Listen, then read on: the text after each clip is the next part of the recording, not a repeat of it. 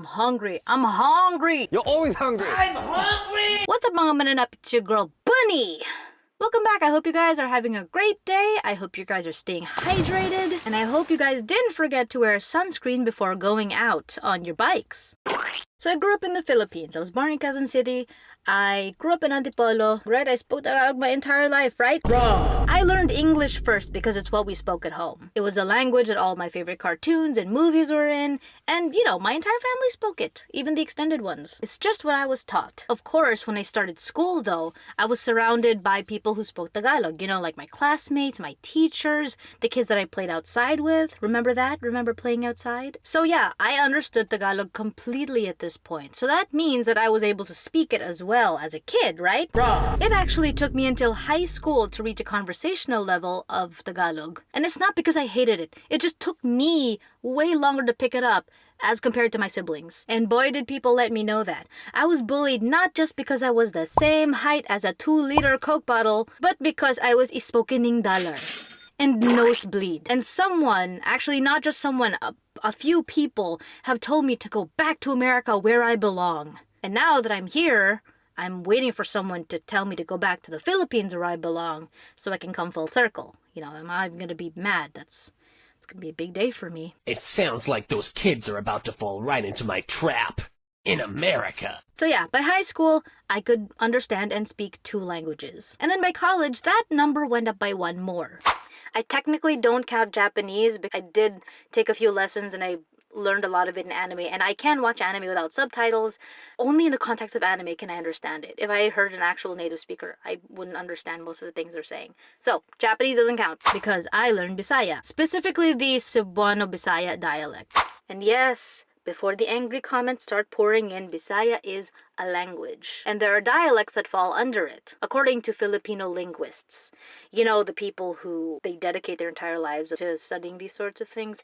Those are the ones I'm going to be listening to. In addition to that, I would like to say that when I say I speak Tagalog, I specifically speak the Manila dialect because there are also many dialects of Tagalog. And when I speak English, I speak the California dialect, which I just Googled it.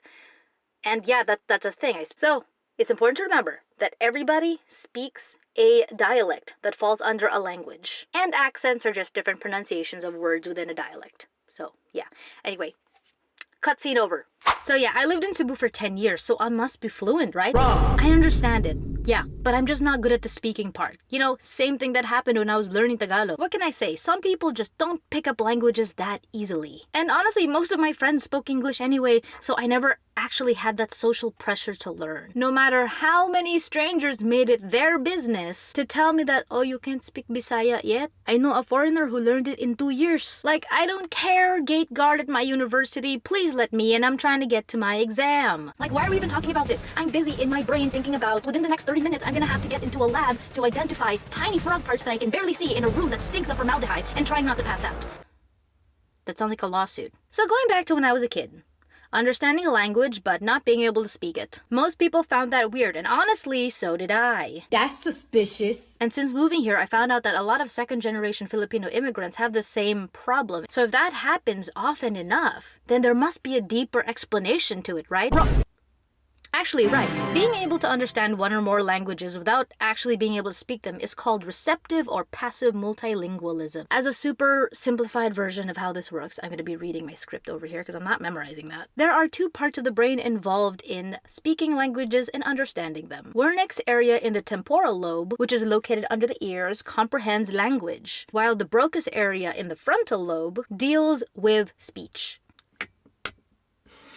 Because the ability to understand gesture and vocal cues developed far earlier than language ever did. You know, as early hominids were evolving, and even before that, really. And also speaking involves a much higher cognitive load than understanding. Because it involves translation and then remembering how words are pronounced and then speaking them out loud. It's like a whole different and a bigger process than it is just like listening to something and comprehending it. So yeah, sometimes those 2 areas I mentioned, the ones here and here, just don't work together very well. You could say they're not on speaking terms.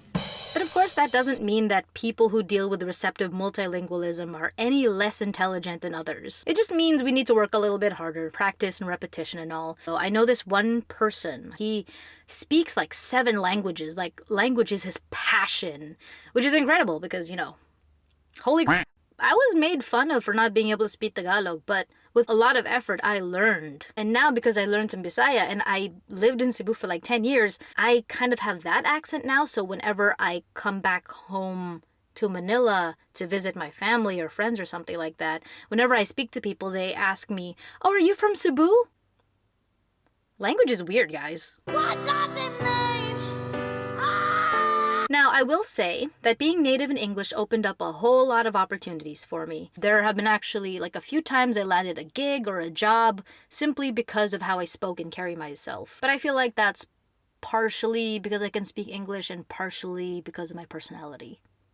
But also, being able to speak in Tagalog and Bisaya helped me communicate and relate better to other people around me when I was living in the Philippines. I actually used to be a huge stickler for grammar until I realized, you know what?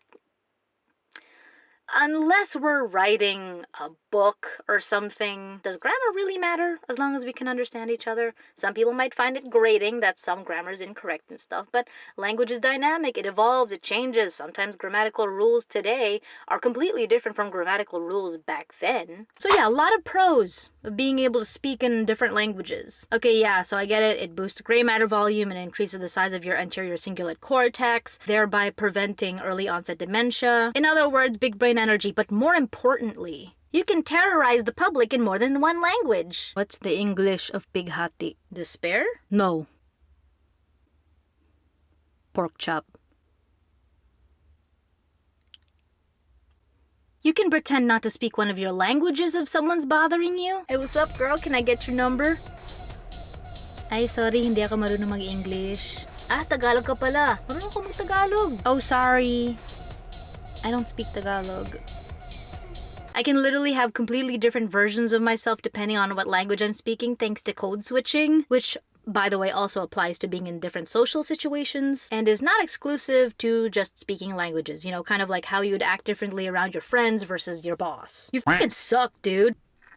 Okay. You fucking suck, dude. And now the cons, which are more like annoying little glitches, if anything.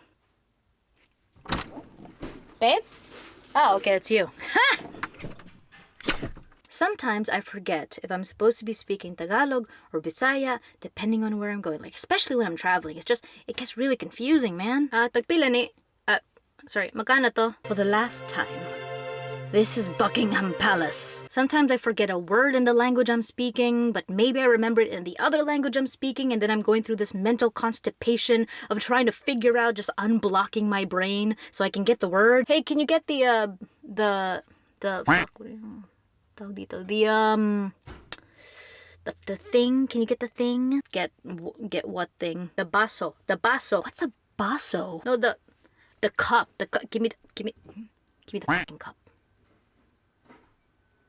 Bogo. So if you're worried about not being able to speak a certain language for one reason or another, don't worry too much. It's possible to learn that language, and it's okay to improve slowly. It took me years. It's fine, and I'm fine. You'll be fine. And eventually, all of your practice and work will speak for itself.